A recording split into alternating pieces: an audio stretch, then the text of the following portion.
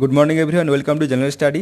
আজ 3 জুলাই আর আজকের দিনে কিছু গুরুত্বপূর্ণ কারেন্ট অ্যাফেয়ার্স নিয়ে আমরা আলোচনা করবো। আলোচনাটা কোশ্চেন অ্যান্সার অর্থাৎ এমসিকিউ এর মাধ্যমে হবে। আর এমসিকিউগুলো বাংলা এবং ইংলিশ দুটো ল্যাঙ্গুয়েজে থাকবে তোমাদের সুবিধার জন্য। আর এই পিডিএফটা রেডি করা আছে, নিচে লিঙ্ক দেওয়া আছে, ওখানে ডাউনলোড করে নিতে পারো। আর পিডিএফের মধ্যে অ্যান্সারগুলো অন্য কালার দিয়ে হাইলাইট করা আছে, যাতে তোমরা পরে পিডিএফটা ডাউনলোড করে রিভাইজ করতে চাও তো তোমাদের কোনো অসুবিধা হবে না। তো চলো শুরু করা যাক। শুরু করা চ্যানেলটা অবশ্যই সাবস্ক্রাইব করে নিও ডেলি কারেন্ট অ্যাফেয়ার্সের এবং জেনারেল সায়েন্সের আপডেটের জন্য। তো প্রথম প্রশ্ন, ভারতের বর্তমান অ্যাটর্নি জেনারেল কে, যার মেয়াদ সম্প্রতি 1 বছরের জন্য বাড়ানো হয়েছে?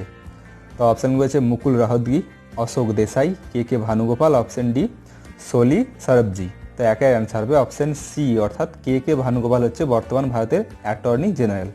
আর তিনার 3 বছরের মেয়াদটা 30শে জুন শেষ হয়ে গেছিলো, তো 1 বছর এক্সটেন্ড করে 1 জুলাই থেকে পুনরায় তাকে নিযুক্ত করা হয়েছে অ্যাটর্নি জেনারেল হিসেবে ভারতের। দ্বিতীয় প্রশ্ন, বিশ্ব ব্যাংক অর্থাৎ ওয়ার্ল্ড ব্যাংক এমএসএমই জরুরি প্রতিক্রিয়া কর্মসূচির আওতায় কোভিড-19 মহামারীজনিত কারণ যে ক্ষয়ক্ষতি হয়েছে তার ঘাটতি পূরণের জন্য ভারতকে কত পরিমাণ লোন অনুমোদন করেছে ভারতের জন্য? কোন ক্ষেত্রে? এমএসএমই ছোটো ছোটো যে কোম্পানিগুলো রয়েছে তাদের কোভিড-19 লকডাউনের জন্য যে ক্ষয়ক্ষতি হয়েছে সেক্ষেত্রে লোন হিসাবে দিয়েছে ভারতকে কত পরিমাণ অর্থ?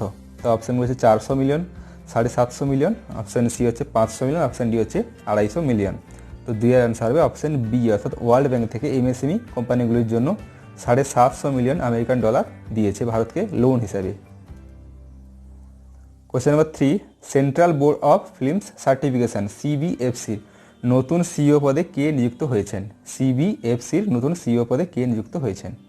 তো অপশানগুলো দেওয়া রয়েছে, অ্যান্সার হবে 3-এর অ্যান্সার হবে অপশান বি, অর্থাৎ সিবিএফসির নতুন সিইও হচ্ছেন রবীন্দর ভাকার। কবে থেকে নিয়োগ হয়েছেন? 30শে জুন থেকে তিনি নিয়োগ হয়েছেন।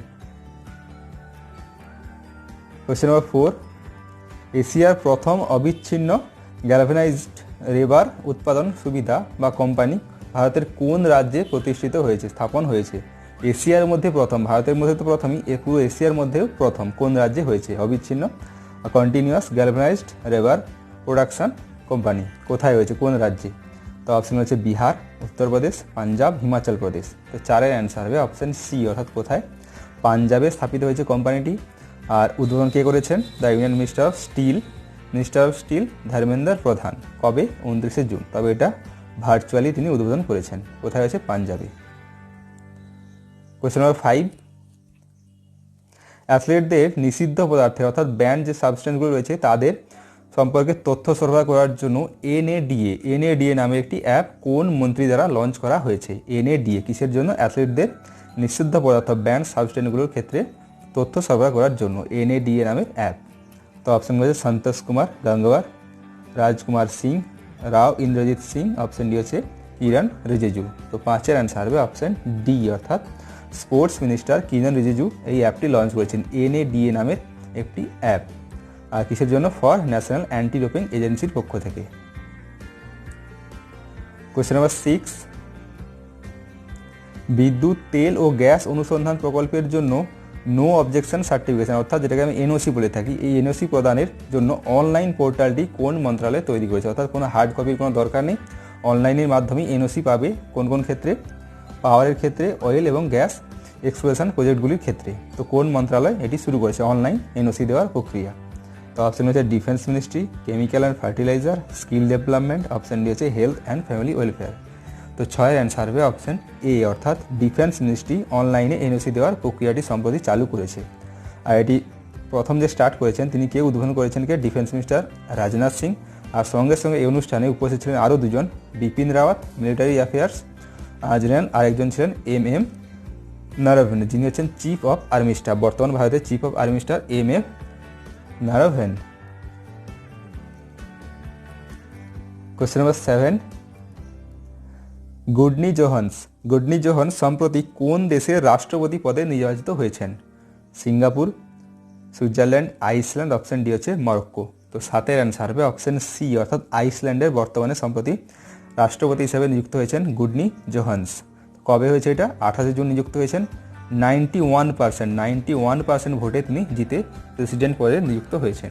এছাড়া তিনি 2016 প্রেসিডেন্ট পদে নিযুক্ত হয়েছিলেন আইসল্যান্ডের, আর সেই সময় তিনি সব থেকে ইয়ংগেস্ট প্রেসিডেন্ট ছিলেন 2016 যখন নিযুক্ত হয়েছিলেন, সব থেকে ইয়ংগেস্ট প্রেসিডেন্ট গুডনি জোহান্স।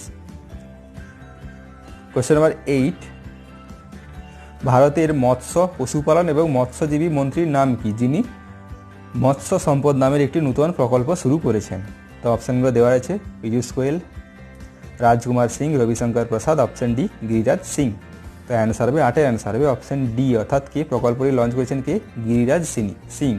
আর তিনি হচ্ছে ভারতের ফিশারিজ, অ্যানিম্যাল হাজবেন্ডারি এবং ডায়েরির মিনিস্টার হচ্ছেন গিরিরাজ সিং। আর প্রকল্পটির পুরো নামটা কি হচ্ছে PMMSY, অর্থাৎ প্রধানমন্ত্রী মৎস্য সম্পদ যোজনা।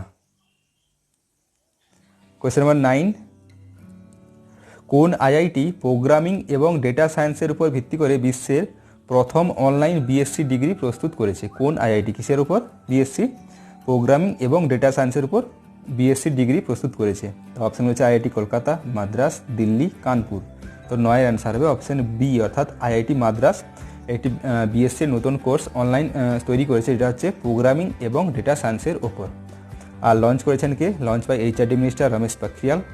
আর এরা মনে করে যে, প্রেডিক্ট করছে যে 2026 অবধি প্রায় 11.5 মিলিয়ন জব অপরচুনিটি হতে পারে এই প্রোগ্রামিং এবং ডেটা সায়েন্সের রিলেটেড জব। কত? 11.5 মিলিয়ন ভবিষ্যতে হতে পারে 2026 অবধি। সেই ক্ষেত্রে এই বিএসসি ডিগ্রিটি নতুন শুরু করেছে আইআইটি মাদ্রাস।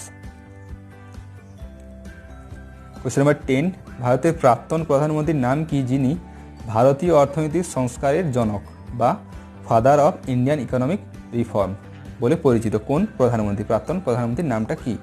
তো 10-এর অপশানগুলো দেওয়া রয়েছে, অ্যান্সার হবে 10-এর অ্যান্সার হবে অপশান বি, অর্থাৎ পিভি নরসিম্হা রাওকে ভারতের father of Indian economic reform বা ভারতীয় অর্থনৈতিক সংস্কারের জনক বলা হয়ে থাকে। আর সম্প্রতি নিউজে সেই কারণে, কারণ গভর্নমেন্ট, ভারতীয় সরকার ইনার নামে একটি স্ট্যাম্প শুরু করেছে সম্মান জানানোর জন্য। প্রাইম মিনিস্টার, প্রাক্তন প্রাইম মিনিস্টারকে সম্মান জানানোর জন্য, পিভি নরসিম্হা রাওকে সম্মান জানানোর জন্য ইনার নামে একটি স্ট্যাম্প চালু করেছে ভারত সরকার দ্বারা। 11 নম্বর প্রশ্ন, কেন্দ্রীয় সরকার AFSPA অ্যাক্ট 1958 এর অধীনে আরও 6 মাসের জন্য কোন রাজ্যের পুরো অঞ্চলকে অশান্ত অঞ্চল বা ডিস্টার্ব এরিয়া ঘোষণা করেছে? কোন আইন?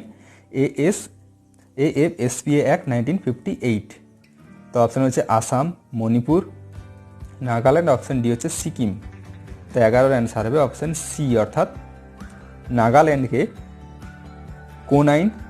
Section 3 of armed force special power act 1958 এই আইনের আওতায় 6 মাসের জন্য নিষিদ্ধ অঞ্চল বা ডিস্টার্ব এরিয়া হিসেবে ঘোষণা করেছে। কবে থেকে?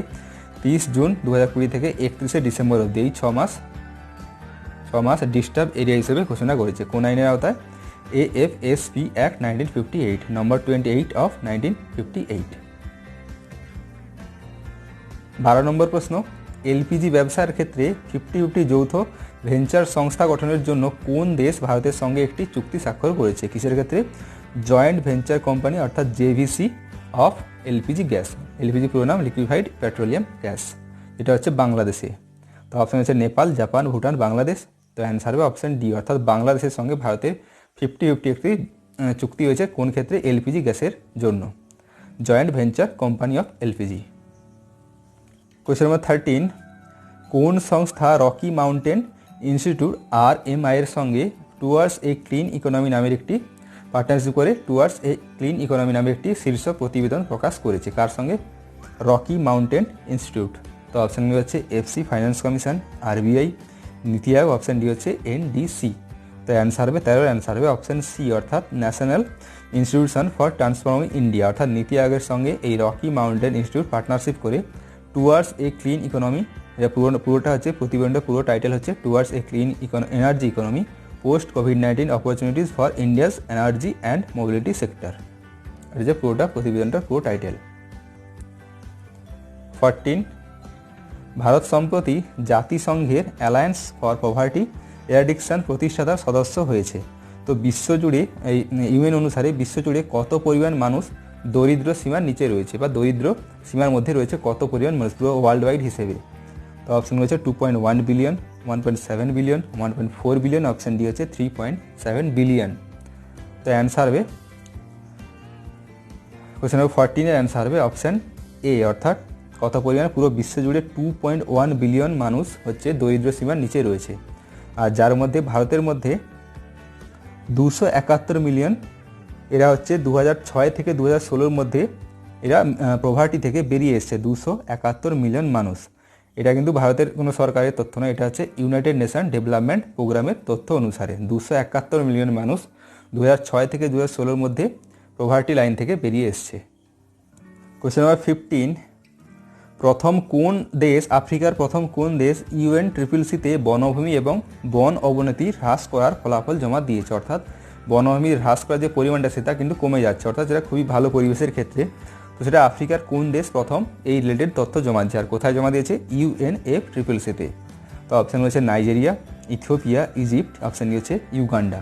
তো 15-এর অ্যান্সার হবে অপশান ডি, অর্থাৎ ইউগান্ডা সরকার প্রথম UNFCCC-তে এই রিলেটেড তথ্য জমা দিয়েছে, যার জন্য এই তথ্য সাবমিটের জন্য ইউগান্ডা ক্লেম করতে পারবে যে একটি ফান্ড ক্লেম করতে, যেটা হচ্ছে green climate fund forest conservation scheme. এই স্কিমের আওতায় ইউগান্ডা সরকার ফান্ড ক্লেম করতে পারে ইউনাইটেড নেশনের কাছ থেকে। কোশ্চেন নাম্বার 16, কোন ব্যাংক কৃষকদের জন্য কিষান ধান নামের একটি অ্যাপ চালু করেছে? অপশান হচ্ছে HDFC, IDBI, RBL, option D হচ্ছে ICICI। তো 16-এর অ্যান্সার হবে অপশান এ, অর্থাৎ HDFC ব্যাংক কৃষকদের কৃষিক্ষেত্রে হেল্প করার জন্য কিষান ধন নামের একটি নতুন মোবাইল অ্যাপ লঞ্চ করেছে। 17 নম্বর, উইজডেন অনুসারে একবিংশ শতাব্দী অর্থাৎ 21st সেঞ্চুরির সবচেয়ে মূল্যবান টেস্ট খেলোয়াড় কে? Valuable test player of 21st century কে? তো অপশানগুলো দেওয়া রয়েছে, অ্যান্সার হবে অপশান বি, অর্থাৎ মুরলীধরন হচ্ছে ঊনবিংশ শতাব্দীর 21st সেঞ্চুরির একবিংশ শতাব্দীর সব থেকে ভ্যালুয়েবল টেস্ট প্লেয়ার মুরলীধরন। আর সেকেন্ড পজিশনে রয়েছে, ইনি হচ্ছেন ফার্স্ট, আর সেকেন্ড পজিশনে রয়েছে ভারতের থেকে Rabindra Jadeja, second most valuable test player of 21st century Rabindra Jadeja. তো এগুলো ছিল আজকে কিছু গুরুত্বপূর্ণ কারেন্ট অ্যাফেয়ার্স। ভিডিওটি ভালো লাগে লাইক করে দিও, শেয়ার করে দিও, আর কমেন্টে জানিও কোশ্চেন রিলেটেড যদি কিছু জানার থাকে বা কিছু বলার থাকলে কমেন্টে তোমরা জানাতে পারো। তো চলো, thank you, Jai Hind, Jai Bharat, stay home and stay safe.